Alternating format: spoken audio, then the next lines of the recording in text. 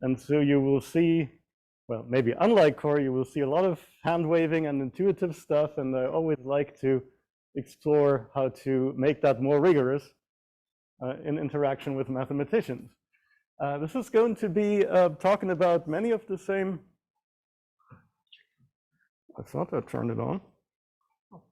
No, it's on. All right. This is going to be on topics not dissimilar from what Corey talked about, in particular the energy landscape that he was talking about, pertaining to disordered systems that represent materials of certain properties.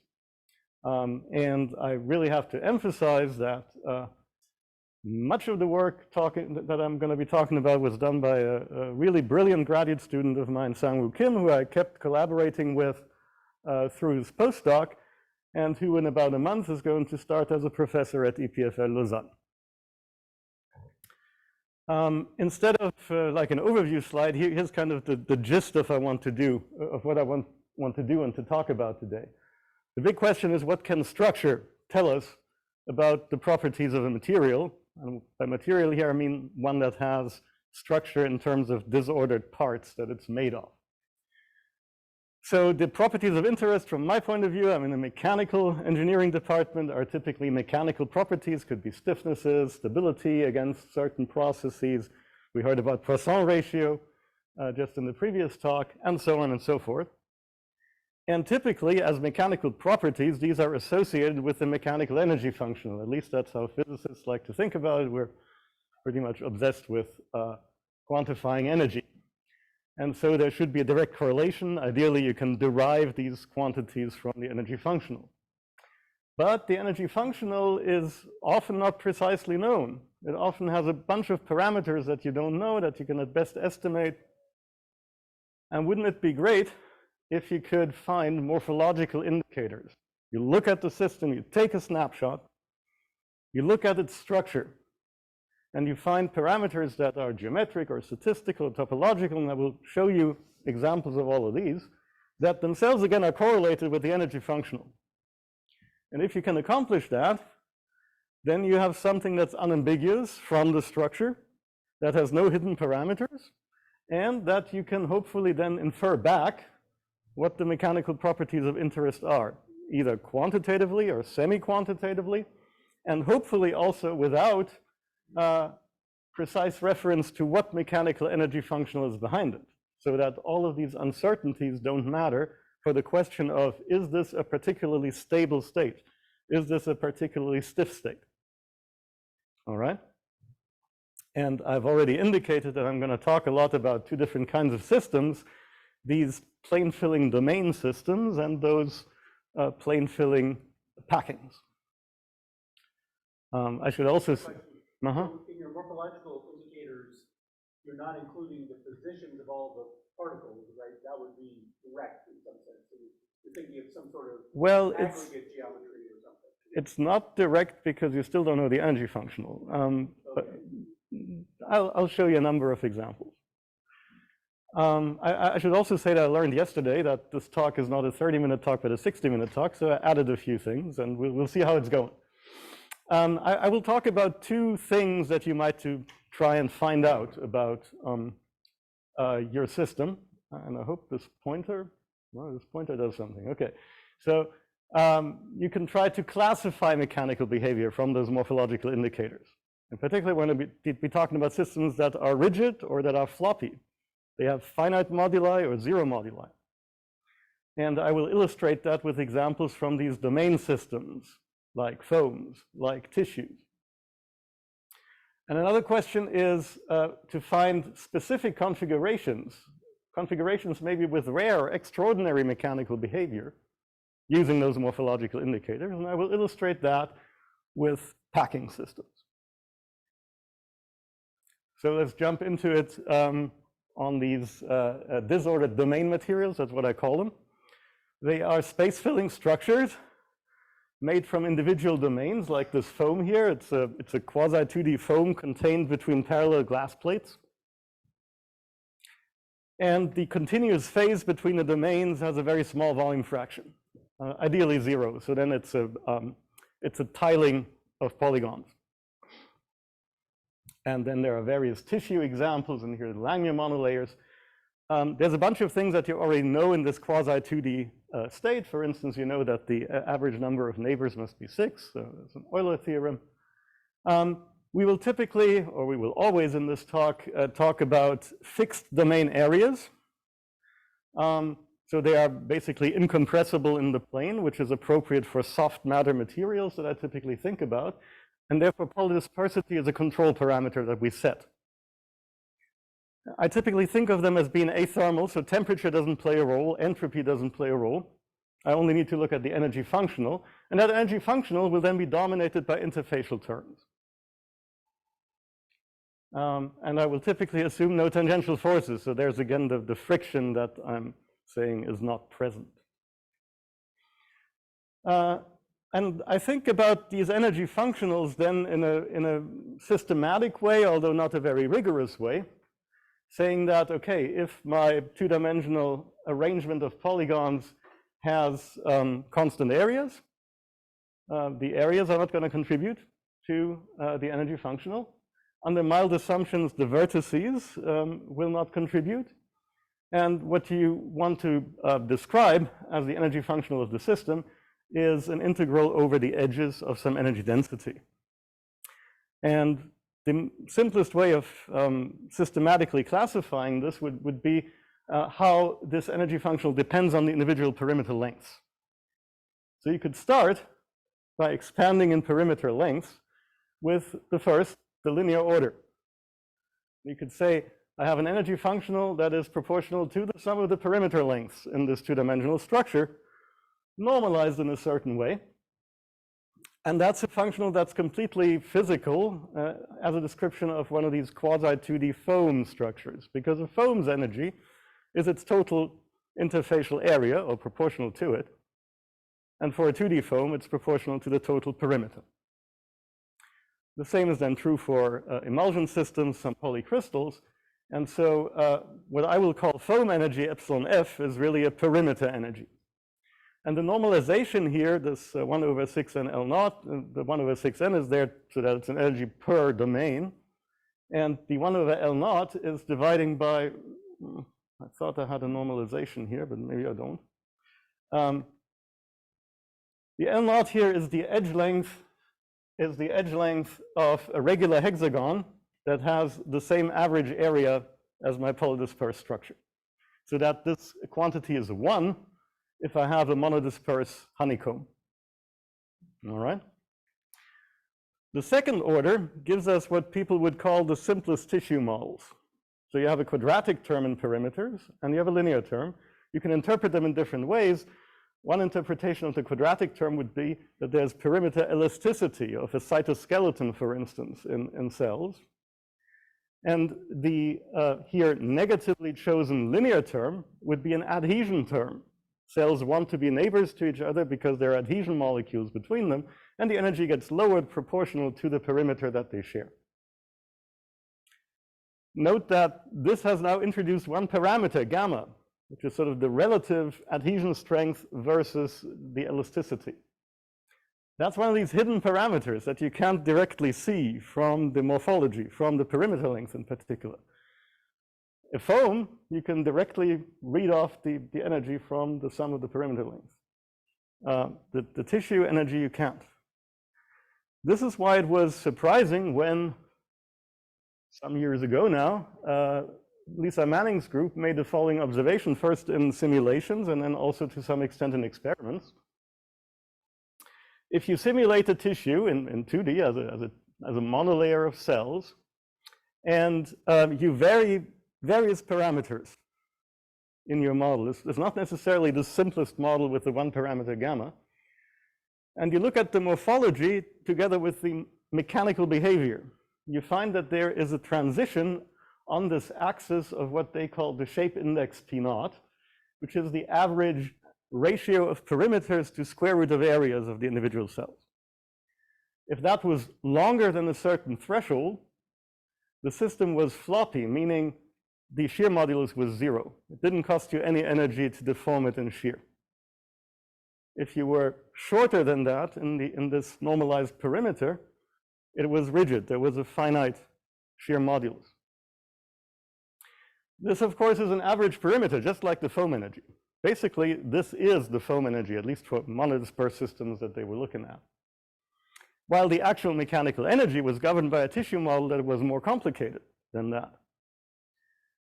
So there was this remarkable loss of rigidity transition between rigid states and floppy states, which you can also term degenerate ground states then. They're genuinely zero energy, and there are many of them. And very soon after, we kind of quantified the understanding of this using this tissue functional I just showed you. That is the simplest version of all this with a single parameter gamma. I've just rewritten it here. I have completed the squares. And now you see that the contributions of the individual cells are proportional to their actual perimeter minus an equilibrium perimeter that they want to have times 1 plus gamma over 2. So if gamma is large enough, then the actual perimeters of the cell compensate for this factor, and every cell can have zero energy contribution. That's the threshold of transition, and that's something you can get out from this model very quantitatively. Here's a logarithm of the shear modulus as a function of that parameter gamma, and it drops to numerical 0 at a certain critical value of the parameter gamma. And the only thing that didn't satisfy me about this was everybody was always talking about ground states. Both their group and our group were always looking for the lowest energy states. And of course, once you have the degenerate ground state of energy 0, that's as low as you can go. But is that really the practical problem that you want to solve? If somebody, like my collaborator Rich Carthu, gives you a picture like that of the epithelium of a Drosophila wing, would you think that's a ground state? Probably not. You would have good reason to assume that it's in mechanical equilibrium. But that just means it's a metastable state. It's an equilibrium somewhere on such an energy landscape, which again is an illustration of the mechanical energy of the system as a function of many, many, many parameters, and here stylized in 2 dimensions, either as a landscape or as a contour plot. And so you have this intricate pattern of metastable states, local minima. And we wanted to figure out if we can say something about not just the ground state as a function of some external parameter, but can we explore the landscape at a fixed parameter and say something about where on the landscape we are from the structure. These domain systems are particularly intuitive here because the individual minima are almost invariably separated from each other by topological transitions, right? So there's a local minimum for a configuration where these 4 cells have 2 of them have 7 neighbors, 2 of them have 5, and then that center edge flips. That's called a T1 transition, or the biologists called an intercalation. Then they all have 6 neighbors, and there's a local minimum on the other side of this transition. There is an energy hump that you have to go through, and then there's an energy difference between where you came from and where you go to. That's just the mental picture to have in mind here. And then we did simulations with a program called Surface Evolver that is very old but still quite serviceable. That allows you to do to find local minima. It also allows you to perform such T1 transitions when they are necessary, or you can control when they are performed. You can teach it both the foam and the tissue energy functionals. And we used many different strategies to sample that energy landscape of either the foam or the tissue system. And one thing that we found, and that was very encouraging, was that as we sampled all the states that we could find and compared the actual tissue energy of these tissue simulations with the perimeter length of the structure, so with a fake foam energy, right? So we're computing this epsilon f star here is what I will call the equivalent foam energy from an equilibrium state, a metastable state of a tissue simulation that has certain perimeters pi star, and if I pretend it's a foam, it would have this energy. So it's the second order energy being correlated to the first order energy, and you see the correlation is very good. There is scatter, but it's small, and for all the parameter combinations that we tried, different polydispersity, different gamma parameters, you still don't know a priori where the energy goes to zero, but there is a very strong correlation. And so you can use the perimeters to predict the actual tissue energies. That's kind of further corroboration that looking at the perimeters makes sense. However, then I'm talking to my biology collaborators and they say, yeah, but if you have images of tissues and cells, there's all sorts of variations of intensity and of resolution, and these things wiggle, and it depends on your resolution, what you see in terms of perimeter. And you notice that it matters a lot whether you're a % longer or a % shorter in perimeter here. These are not great differences to the perimeter length of the monodispersed ground state. So that seemed dicey if we want to get into tissues. So we were looking for other measures. And so here's a completely different way of finding a morphological indicator.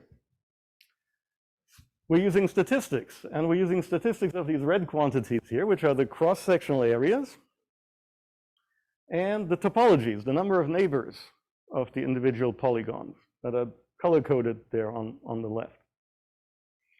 These have certain distributions by themselves, but what we found particularly powerful was to look at the joint distribution of these two quantities. And I was kind of debating if I wanted to get into this in more detail, but maybe we can do it in more detail later on. So I'm just going to sketch the steps here. The hypothesis we had was that the energy landscape, either of a foam or of a tissue, should at least approximately be a functional of the probability distribution of the topologies and the areas. If that's true, it must be a functional of the moments of these distributions. I mean, they're well-behaved distributions, so they depend on their moments. And because they're probability distributions, and because the areas are normalized, and because Euler's theorem holds, the zeroth and first moments are all fixed. So the first thing that can non-trivially change are the second moments. And the simplest deviation from the ground state would then be a linear dependence on those second moments.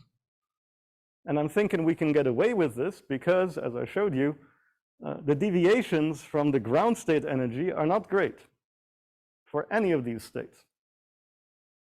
So here's the ground state energy of 1, and then you have 3 linear terms in the second moments. Mu2O is the variance of the topology, the width of the topology distribution. Mu02 is the width of the area distribution. This is the polydispersity, basically. And mu11 is the covariance of N and A. And then you're stuck with 3 moduli that you have to find. Turns out it's not so bad.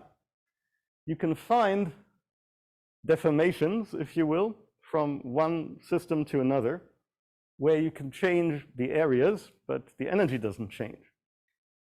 That allows you to conclude that you shouldn't have this third term, or the modulus of the polydispersity term should be 0. And then there's an argument that would take more time to get into in detail, but a long time ago we found that near the ground state, for the lowest energies of these systems, there's a very strong correlation between the P of N distribution and the P of A distribution. So they're not independent. And again, because none of these states is very far away from the ground state, we're extending that correlation onto the entire landscape. And the outcome of it is that the 2 remaining moduli are proportional to each other with a constant that you can compute. So in the end, there's only one independent modulus. And it's a modulus that you can determine from monodisperse simulations, because the mu2O is not affected by polar dispersity. And we did that. So these are tens of thousands of simulations, first for foam systems here. And the y-axis is the foam energy. 1 is the ground state of the monodisperse system, and these are all the states we could find, all of them.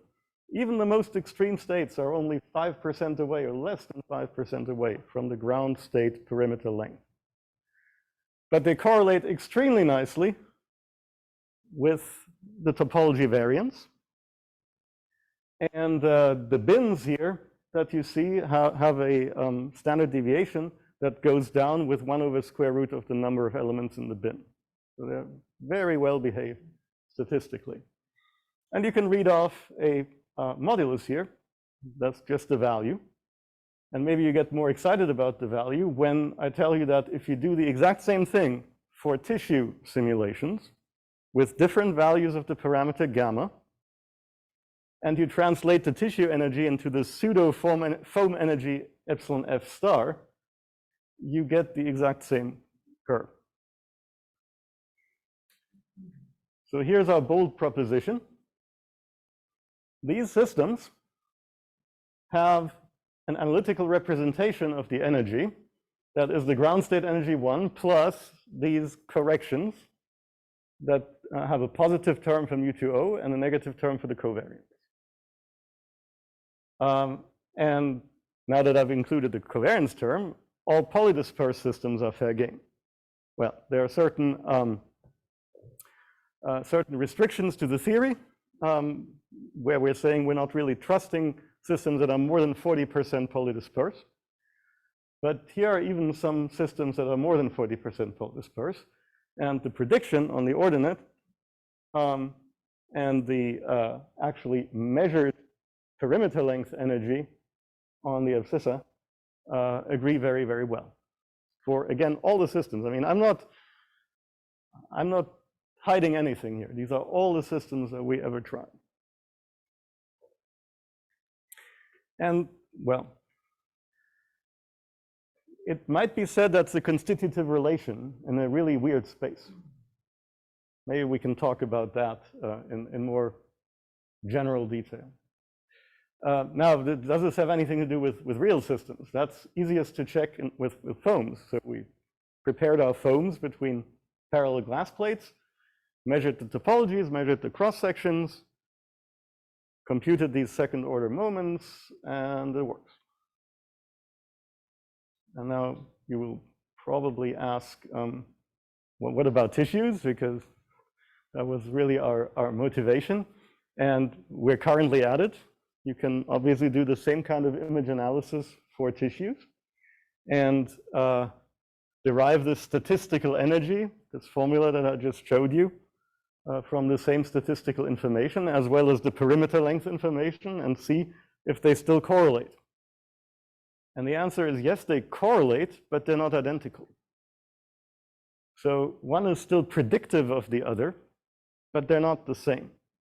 And to the best of our knowledge, and again, that's something that I could give an entire talk about, it's because these tissues are really not quasi-2D. They're mechanically different at their basal side versus their apical side. There is polarization, mechanical polarization between the apical and basal surface of such a layered tissue. Again, that's for another talk. To wrap up this first topic, let me come back to the original classification question. When is such a system rigid and when is it floppy? Now that we are looking at the entire energy landscape, not just the ground state. And here's what you find once you go with the adhesion parameter of the tissue model beyond the critical model value, where the original statement was, well, it's floppy. Well, it's not. There are plenty of metastable rigid states. That's the orange guys here. And it's only if the system has a small enough topological variance that you actually realize these degenerate zero energy ground states. And that also means that the perimeter by itself does not really tell you whether what you're looking at, whether the snapshot that you're looking at represents a floppy tissue or rigid tissue. You have to at least take into account one of these statistical properties. That's what it says here. Even beyond gamma C, you still get mechanically rigid states, and in fact, they're the ones with the largest perimeters. And to classify stiff versus floppy states, you need to also look at the statistical measures. All right, so that was work that was a few years old and concerned this classification problem. The other problem that I mentioned was finding and constructing mechanically extraordinary states. And here I'm getting a lot closer to Corey's talk because I'm looking at packing systems. Here, one of the big applications people ultimately have in mind is glasses.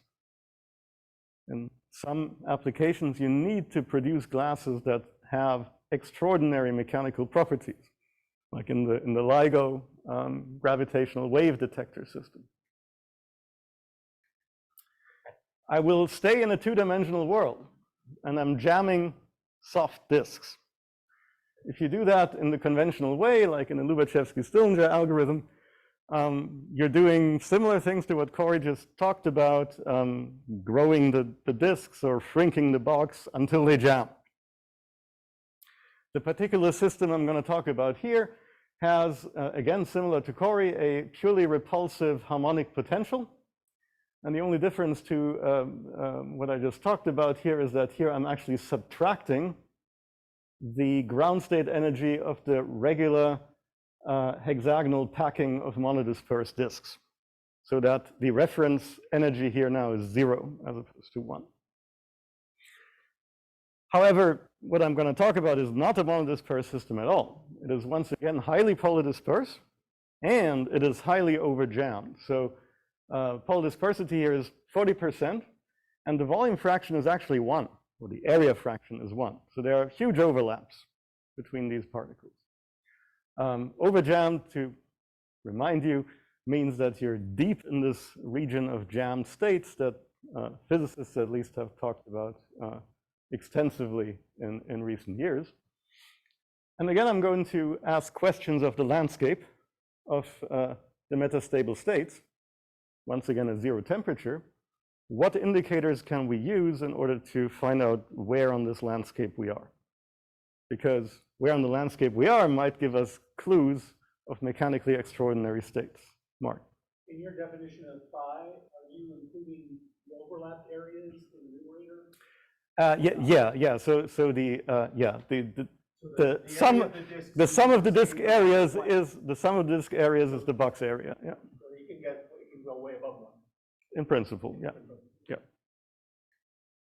Okay, so that's a bit of a recap here. That's the strategy again: find the morphological indicator, infer the mechanical energy, and then get to physical properties that you like to know about. Here's one morphological indicator people have used extensively in packing problems. It's the average contact number of the packing. And we know a lot of things, in particular that the unjamming transition, which is one way of phrasing what Corey talked about, happens when that Z drops below 4 in 2D. And also very easy to show that the highest possible contact number is 6. Here's another property that I will make use of that comes from the glass literature but hasn't really been looked at very much. It's an angle order parameter. So for every triplet of particles, you look at the angle between the connectors, between the centers, theta ijk, and ask how close is it to what you might call the sterically ideal configuration, where they're all 3 touching. That has its own angle. You take the differences of these angles, or the absolute value of it, you average them over the neighbors, and then you average them over all of the disks, and you get a quantity capital theta that characterizes the entire packet. The lowest possible value is clearly 0. They could all be ideally configured. Now, Here's what you do when you try to vary the initial conditions widely in a Stirlinger-Lubachevsky algorithm. You jam these disks together up to this high density, and what you get is a rather well-defined set of energy values. The y-axis here is energy in both plots, and you can tell that neither the contact number nor the angle order parameter gets to the ideal value. That suggests they're stuck at relatively high energy. And that is true, and people know about this and have devised strategies to get to lower energies. But you have to do more than just throw particles together. You really have to work for the lower energies. One of the algorithms that does that is Monte Carlo swap, where you take pairs of particles in a packing that you've already energy minimized, you swap their positions, you minimize again. If your energy has dropped, you accept it, and you keep doing that many, many times. And then you arrive at something that is a better packing in the sense that you can kind of see that it fills the space better. There's less overlap, there will be lower energy. And indeed, in this way, you can get all the way down to energies near zero, and some are less than zero. Remember, these are polydispersed packings. Zero is the ground state of monodispersed packings, so it can be negative. And very near a contact number of 6. And likewise here, these low energies represent the lowest angle order parameters that we see. That's great. But, well, A, it's not new, and B, it's a pain to run these simulations. It takes a long time, and we were wondering, is there a better way of doing it? So this is now something for people who are interested in optimizing algorithms. Let's say you have such a packing with given areas and given neighbor topologies in some configuration. The neighbor and by neighbor topologies, I mean not just contacts, but I can do a tiling that represents those neighbor relations. Those neighbor relations represent themselves a network.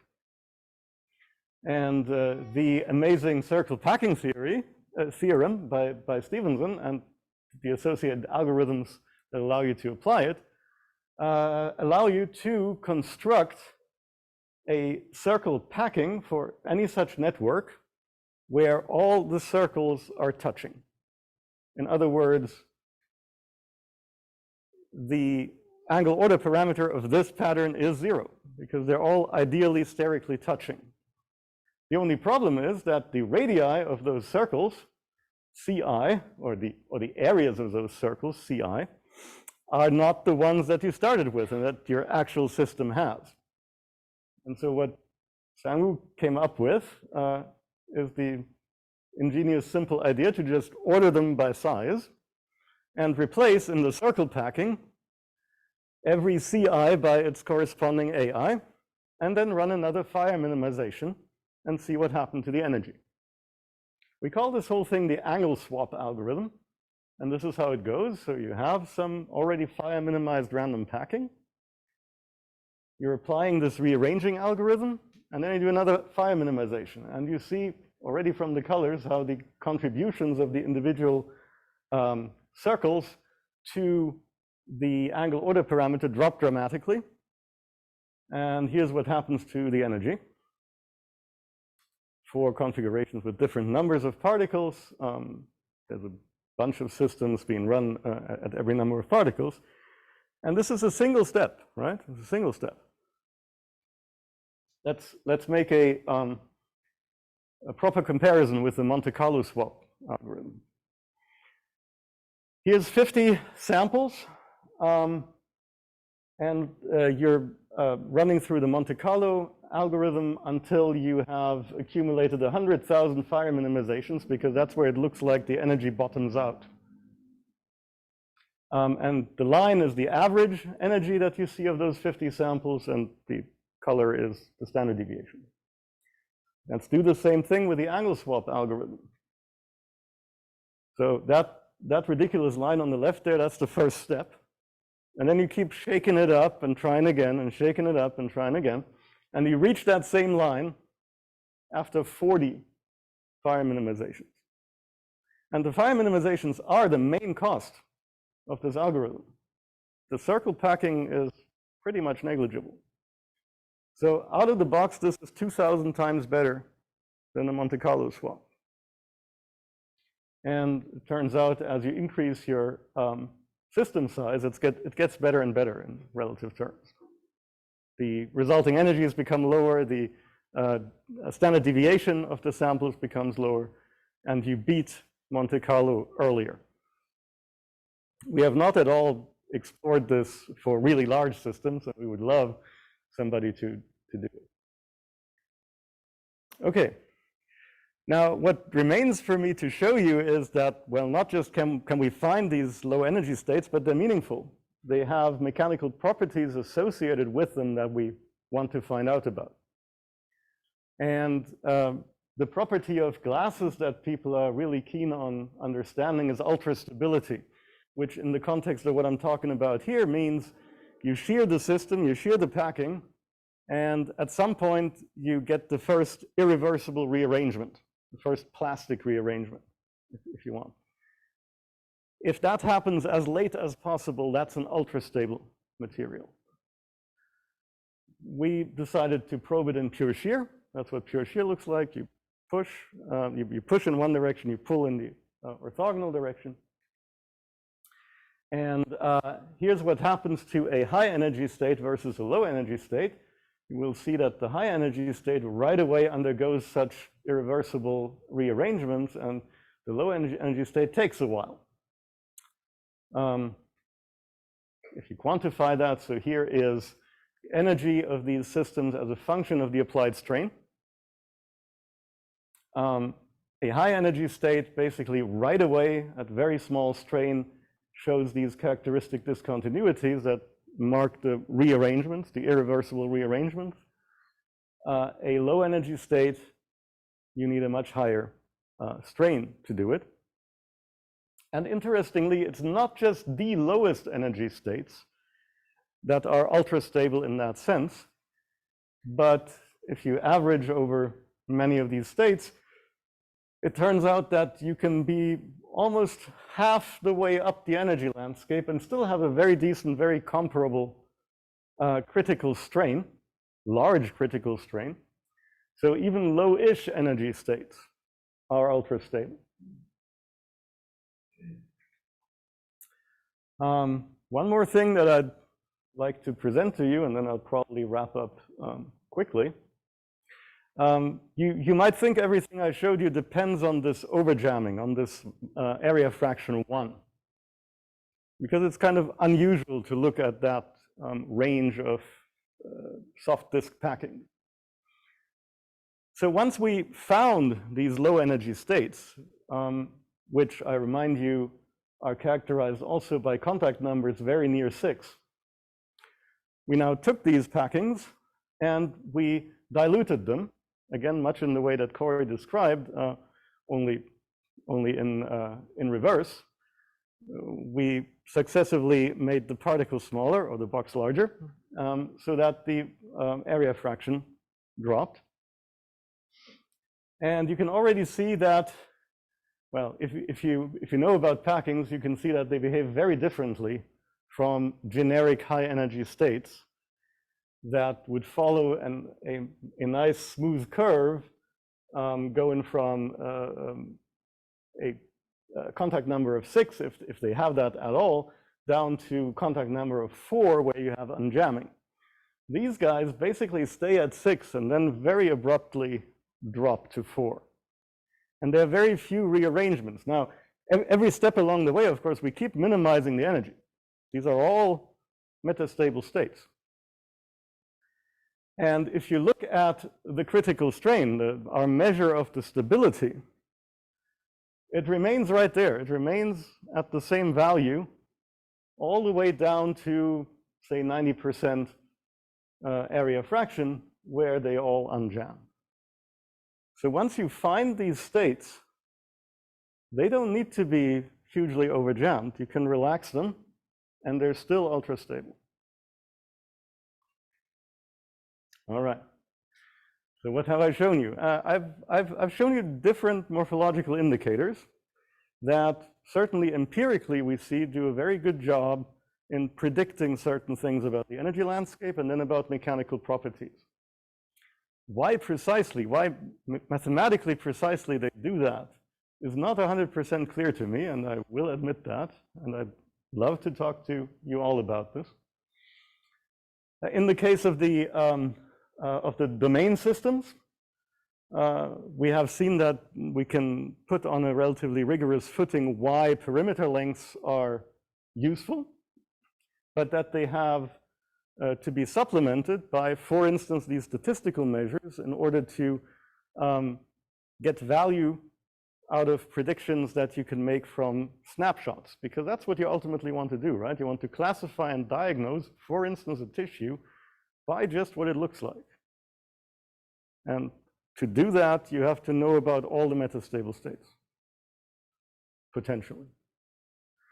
For the disordered packings, on the other hand, I have focused on this angle order parameter, which then also inspired this new angle swap algorithm that helps you to find these rare low energy metastable states much more quickly.